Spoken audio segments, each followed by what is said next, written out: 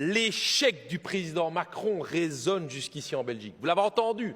Mais comment peut-on se planter comme ça, comme président d'une des plus grandes nations d'Europe? Quel plantage industriel! Macron, le président des riches qui a gouverné contre son peuple. Macron, le président qui a augmenté l'âge de la retraite pour faire travailler les gens de plus en plus longtemps. Macron, l'homme qui a supprimé l'impôt sur la fortune pour faire agrandir les inégalités en France.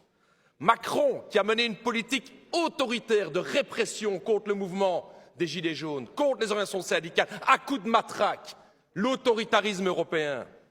Macron, qui a décidé d'augmenter le budget militaire français à coups de milliards pour couper dans les dépenses sociales.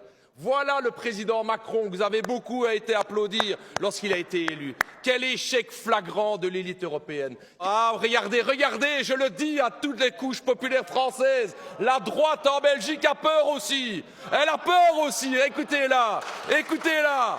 Évidemment, alors qu'on est dans un pays majeur de l'Union européenne, l'instabilité est présente en France, en Allemagne, et le débat est inexistant sur les bords de la Chambre. C'est incroyable. Mais vous vous cachez les yeux. Vous ne voyez pas la réalité aujourd'hui. Et vous avez raison de faire le lien, Monsieur le Premier ministre, avec toutes les mesures d'austérité que l'Arizona veut faire ici en Belgique.